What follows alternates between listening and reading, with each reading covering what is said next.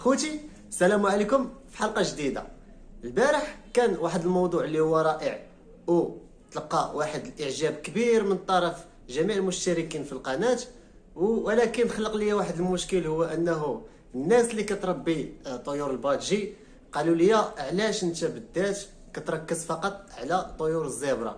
فكما درتي التكلفه ديال مشروع طيور الزبرة، فمن لازم عليك انك دير لنا حتى حنا واحد الحلقه ديال التكلفه اللي غادي تقدنا في مشروع طيور الباجي. وداك الشيء علاش اختاريت لكم موضوع اليوم اللي هو التكلفه ديال مشروع طيور الباجي.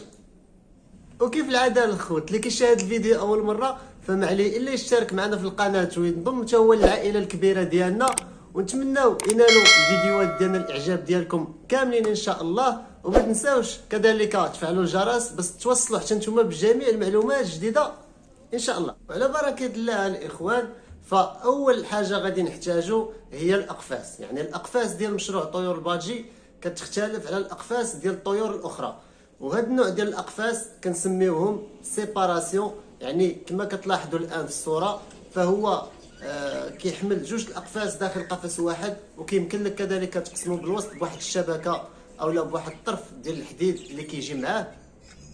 وهذا النوع ديال الاقفاص هو اللي كيصلح لطيور البادجي والمشروع ديال طيور البادجي.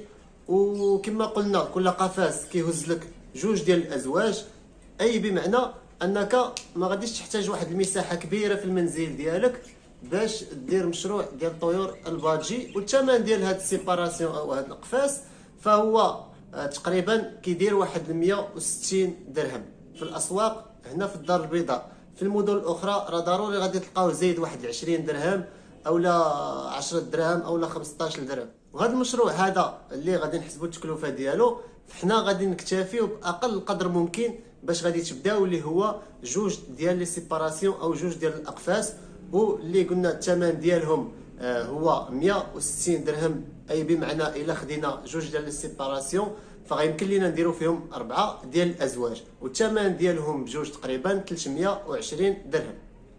ثاني حاجه الخوت اللي هي شرابات المياه، وانا انصحكم دائما باش تاخذوا الشرابات اللي عندها واحد الجوده عاليه في الصنع، وكذلك حتى النوع البلاستيك ديالها يكون جيد باش تفاداو جميع المشاكل والامراض ديال الطيور ديالكم في المشروع اللي غادي تقوموا به ان شاء الله. وكما كتلاحظوا في الصوره امامكم هاد الشرابات فهي الجوده ديالها رائعه، يعني راه الثمن ديالها كيتراوح بين 5 دراهم حتى 6 دراهم الوحده. وهاد الشرابات غادي نحتاجو منهم 4 ديال الحبات، اي الا خديناهم بثمن 5 دراهم فيعطينا المجموع ديالهم بربعه اللي هو 20 درهم. ثالث حاجه خوتي هما الاعشاش. يعني الا بغيتي المشروع ديالك يكون مشروع يعني مكتمل اولا مشروع يعطيك واحد الانتاج اللي هو رائع، فمن لازم لك انك تاخذ الاعشاش بحال هادو اللي عندي مثلا انا اللي كنوريكم الان في الفيديو، اللي الثمن ديالهم تقريبا واحد 30 درهم اولا بين 25 حتى 30 درهم.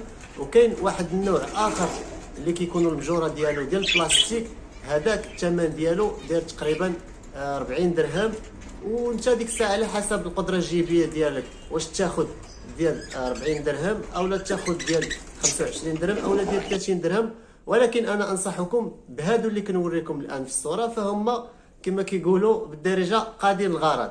وغنحتاجوا كذلك 4 اعشاش، الا خديناهم بثمن 30 درهم فغيطلعوا علينا بربعه تقريبا 120 درهم. رابع حاجه الاخوان هي النجاره اللي غنوضعوا للاناث في الاعشاش باش يوضعوا عليها البيض. وهذه النجاره هي كذلك موجوده في المحلات ديال الطيور، اولا يمكن لك تمشي عند اي نجار وتقول لي يعطيك واحد شويه ديال النجاره، راه ما غاديش يقول لك لا بطبيعه الحال. ولكن حاول تختار دائما نجاره اللي هي غليظه وما تختارش رقيقه باش ما تعرضش الطيور ديالك للحساسيه وكذلك الاختناق الصدري او الامراض الاخرى المشابهه. خامس حاجه خوتي هو الزوان. يعني تقريبا خنشه ديال الزوان ديال 25 كيلو، الزوان اللي خاص بالبيروش يعني ذو جوده متوسطه، فهو الثمن ديالو كيدير واحد 150 درهم حتى 170 درهم. وبحكم انك عاد بادي في المشروع ديالك فيعني هذه الخنشه اللي متوسطه الجوده فهي كافيه حتى ان شاء الله يديماري لك المشروع ديالك مزيان وتحس بان المشروع غادي وكيطلع وكيتزاد، ديك الساعه يمكن لك تحسن الجوده ديال الزوان الطيور ديالك ان شاء الله. ودابا الاخوان، سادس حاجه اللي هي اهم شيء في هذا المشروع كامل، الا وهي الطيور. يعني الطيور فانت غادي تحدد النوع ديال الطفره اللي غادي تبدا بها. فعلا الا كانت عندك تجربه سابقه في طيور البادجي فيمكن لك تبدا بطفرات اللي هي كما كنقولوا زايده شويه في الثمن، مثلا سبانجل اولا كذلك الالبينو اولا اللاتينو.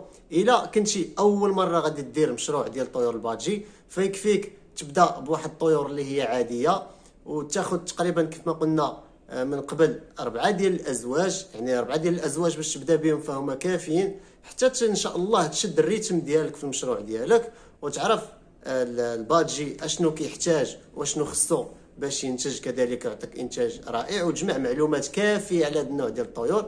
ديك الساعه يمكن لك تحسن نوع الطفرات اللي عندك. والازواج ديال طيور البادجي اللي هي كنقولوا عاديه او نورمال، فالثمن ديالها بين 100 درهم حتى ل 120 درهم، وذلك حسب النوعيه والصحه وكذلك الدم ديال الطيور اللي غادي تاخذ. فكل ما كان طائر جميل ونقي والدم ديالو نقي فاكيد غادي يكون الثمن ديالو مرتفع.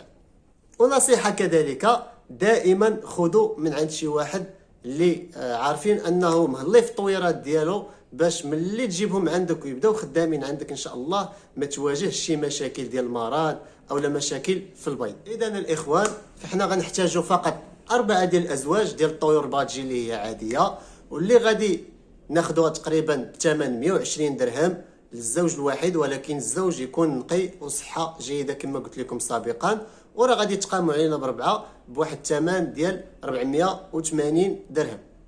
ودابا اصدقائي غادي نحسبوا التكلفه الاجماليه ديال هذا المشروع اللي غادي نبداو ان شاء الله. ولكن قبل ذلك كنبغي نعلمكم انه هذا المشروع فقط بالنسبه للناس اللي عاد بادين في هذا المجال، اولا اللي عاد داخلين باغيين يديروا واحد المشروع اللي هو صغير ديال الطيور. وبالنسبه للناس كذلك اللي عندهم واحد الراس مال اللي هو قليل، فمن الاحسن يبداو ب4 ازواج فهم كافيين. وبالنسبه للناس اللي عندهم يعني راس مال كبير فيمكن لهم يديروا 10 ازواج 20 حتى 30، فعلى حساب الجيب ديالهم. وكل ما كانت طبيعه الحال الازواج كثيره راه كل ما غادي يكون المدخول كثير، وهذه حاجه اكيده ومؤكده.